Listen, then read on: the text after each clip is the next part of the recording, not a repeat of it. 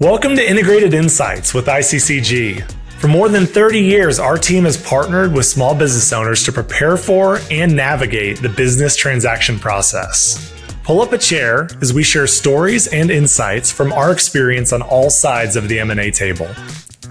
And welcome back to another episode of Integrated Insights with ICCG. My name is Michael Haefner. I'll be your host again today, joined by Andrew MacQuilkan from our office. Also joined again by Brandon Herbison from Plains Capital Bank. Brandon, thanks for joining us again. Absolutely. Glad to be here.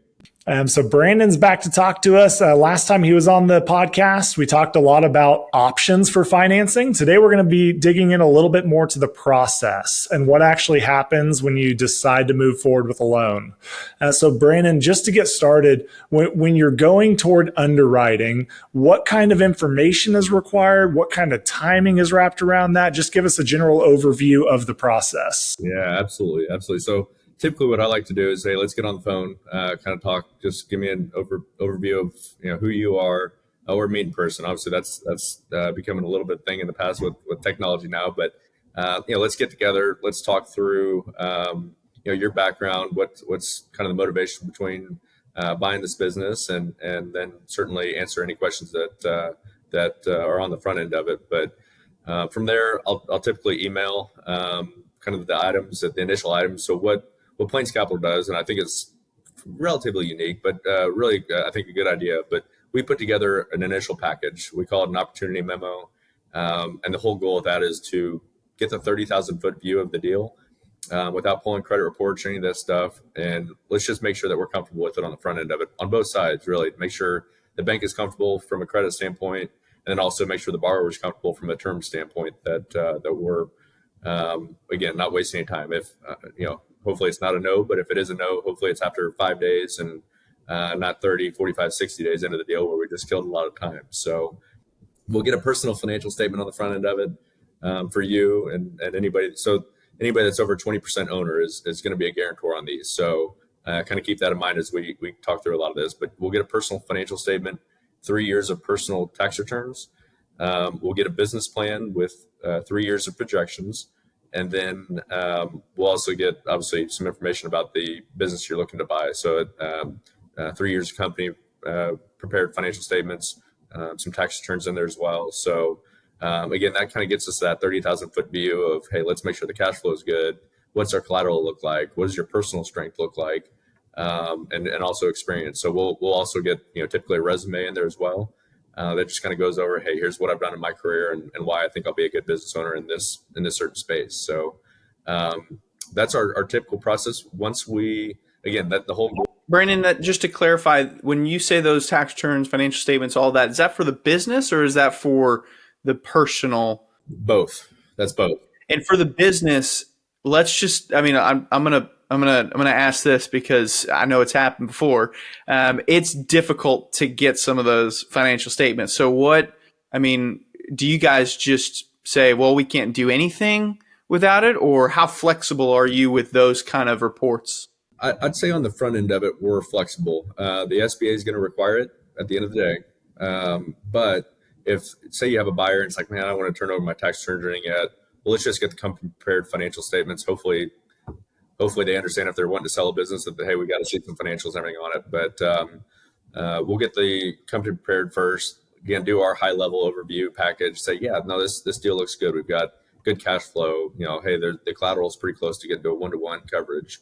We got a good background experience and all that stuff. Let's go ahead and move forward to kind of what we call, really the full package of it. So we'll go ahead and pull credit reports. If there's real estate involved, we'll go ahead and do an appraisal, do any kind of the third party report, any environmental reports, things like that can all be done at the same time. But, that's when, okay, hey, we're, both sides are feeling pretty good about this.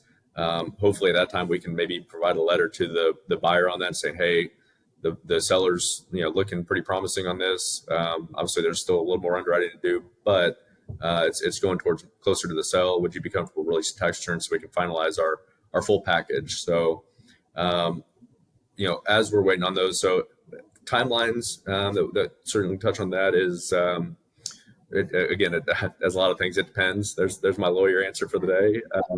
it depends on a lot of different variables in there. So, really the main factor in is if it involves real estate or not. If it does, we get to order appraisals and appraisal review, and that can take 30 days in itself just to get that done. So Do you even need to see financials when you have real estate? I mean, come on now, right? can't lose money in real estate. Exactly right. For my special assets guy may chime in at some point in this, maybe and explain a few different ways on how you can go wrong there. But yeah, so we probably turnaround times. I mean, anywhere from, if there's not real estate involved, I'd say on average, it depends on how motivated the borrower is, and everybody's willing to get stuff over to us. But on average, 30, 45 days to do something if it's not real estate driven. If it is, real estate, again, there's just, appraisal and some environmental stuff that we'll get to pull. That can take anywhere from probably 45 to 75 days to complete that. So at the end of the day, overall, not excruciating. People sometimes, if they've been exposed to it, may not have a great kind of word of SBA loans. That 3-letter word turns into 4 letters for some people pretty quickly, just with all the forms and all that. Somehow it turns into an FSBA, Yeah. Then that's why I think it's pretty critical to work with obviously a preferred lender through the SBA. But for banks that are competent in SBA lending, they're able to kind of have it all packaged on the front end of it, saying, okay, here's our checklist of items. There's some forms, again, with the government. If there's some forms you just put NA. If it's not applicable to you, sign it and you're done. You get the checklist initially. It's like, oh my gosh, this is going to take me a year just to gather this stuff. It's kind of with partnership with us. Obviously, certainly ask your banker or us if what questions may come up. Happy to work through it with people. But yeah, so that's kind of the typical timelines that we'll see depending on the type of deal. So that's great. Yeah, we've talked about process in depth, the ICCG process quite a bit, and ultimately because of that timeline, the 45 to 60 days type of thing, we're trying to make sure that that's not the only thing we have going on at that time, right? It usually has some overlap to due diligence and that kind of thing. So that's great. So Brandon, you mentioned personal guarantees, and that anyone that owns at least 20% of the business needs to have a personal guarantee. What should business owners expect when it comes to that? What kind of requirements do they have? What does that even mean, personal guarantee? Absolutely. So kind of leaving out conventional loans because that's more negotiable but for SBA lending, we'll like I said, we'll focus on that just with most of the M&A going that route. Typically, so again, anybody that's 20% owner or more will have to be a full unlimited guarantor on the debt. So, typically I try to warn people that or talk to people on that.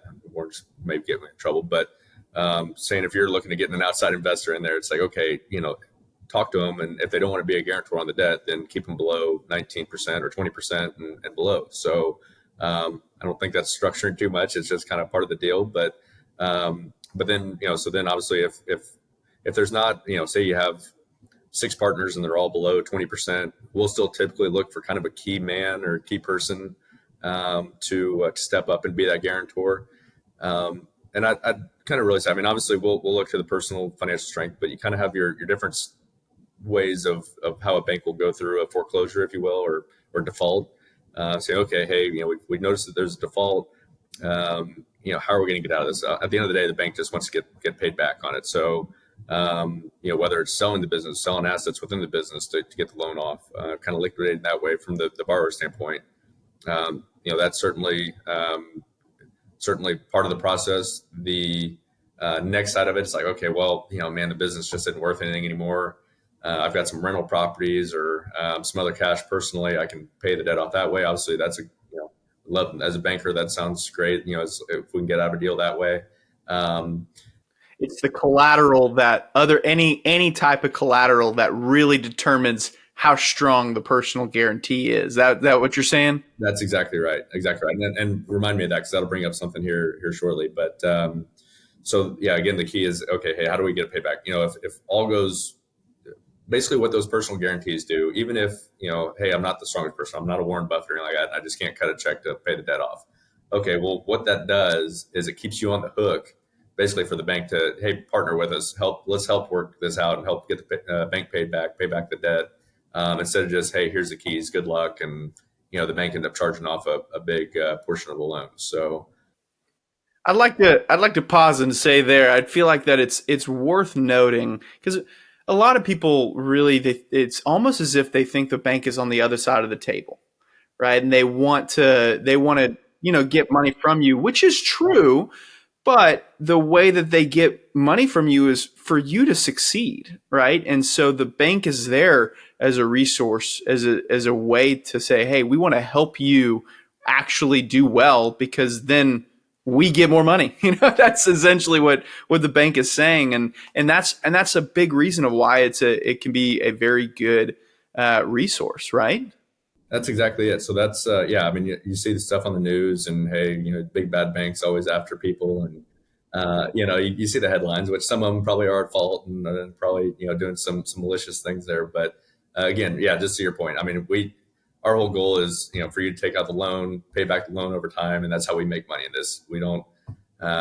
We're trying not to be in the business of selling property or running businesses and things like that. Banks are terrible at that. That's why we don't always advance up to 100% for your equipment, is because hey, if we take it back, we're not gonna be able to sell it for what you think it's worth. So again, that's why we rely on that guarantee, is because like, well, you're the expert in that field. If we need to go sell that piece of equipment, you already may have contacts that you can call and say, hey, yeah, let's go pick up. I can go sell that piece of equipment for $100,000.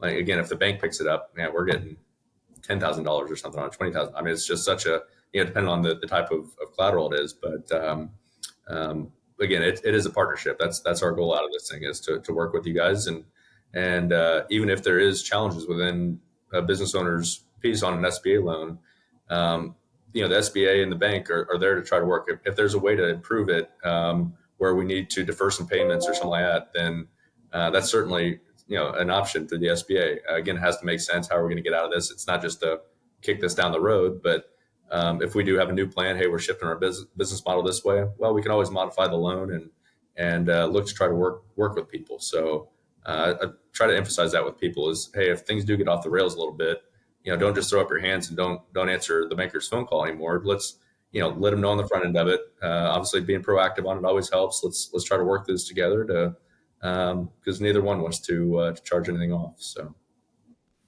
let's double down there a little bit more. You mentioned challenges can come up, right? But the bank has a lot of flexibility. So talk about what some of those common challenges are, and then how the bank can help, or, so sometimes if there's things that it's just like, hey, the business owner has to take care of something, type of thing.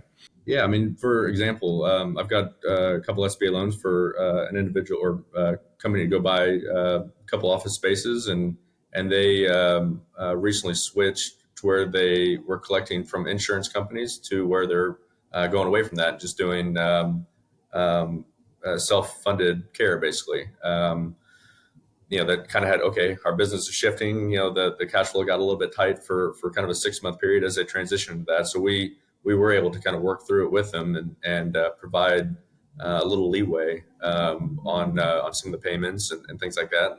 And everything's been going well since then. So there was that plan out there. Let's how do we execute that plan, and is it viable to do that? But they engaged me on the front end of it, saying, hey, we think this is really kind of hurting our business going this option. Let's go ahead and shift it to a whole other kind of different business model for them, and really worked out. So yeah, that's again, we try to let's sit down at the table, let's get creative, and see how do we need to structure this thing to continue making payments. So you're saying their business performance is one of the things that can be one of the biggest challenges. Is there any other common challenges outside of business performance within the underwriting process? So yeah, within the underwriting process, certainly, again, it kind of comes back to an experience standpoint. On the front end of it, I always like to talk about, hey, here's kind of the down payment expectations that you'll have. Again, hey, let's, if it's going to be around 15%, some people, this is the first time they're borrowing money from a commercial side. Hey, I borrowed 3% or 5% on my home. And well, unfortunately, it's not the same, as borrowing money for a primary residence. So try to clear that one fairly early. Credit, obviously, if you got bankruptcies, things like that obviously is a big hurdle for a lot of banks. traditional banks, I would say. So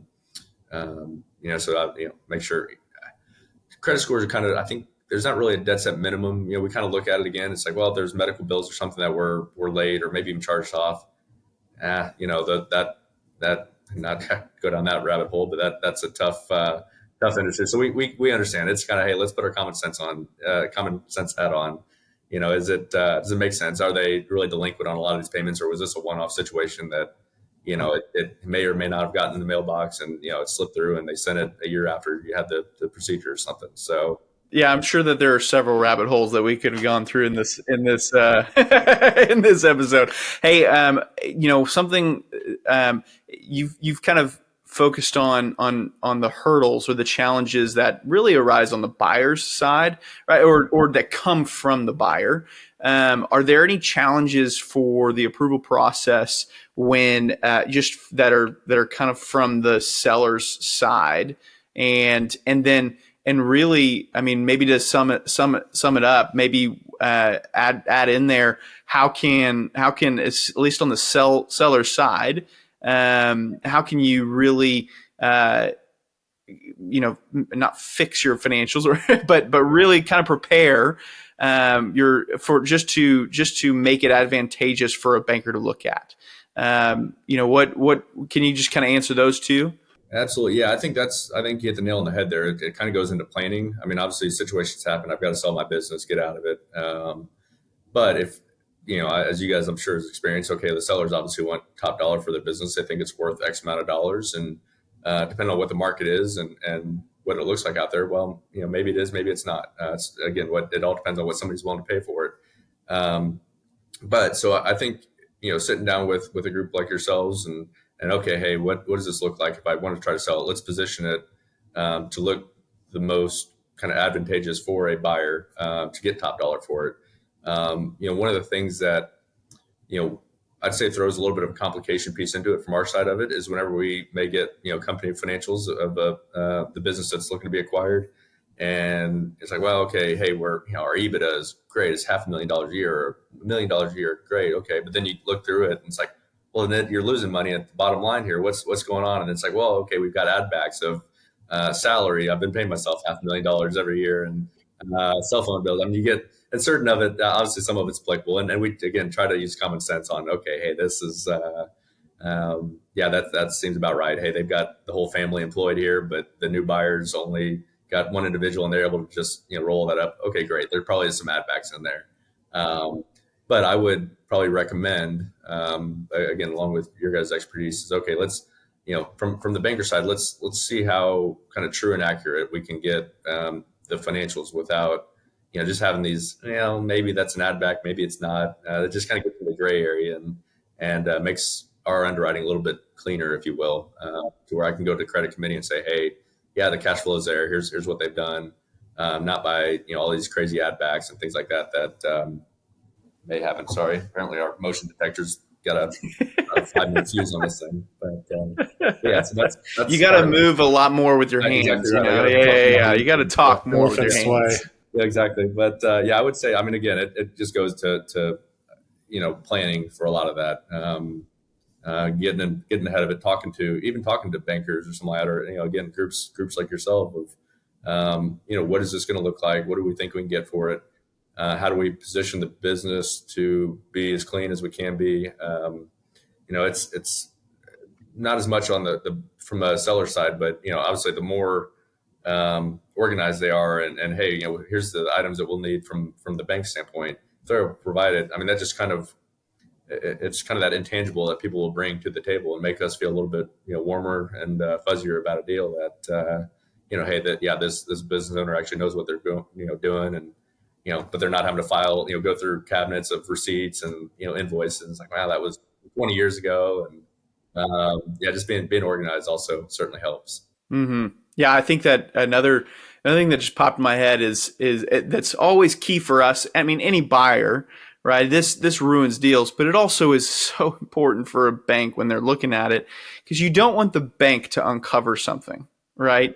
That's negative, right? And so to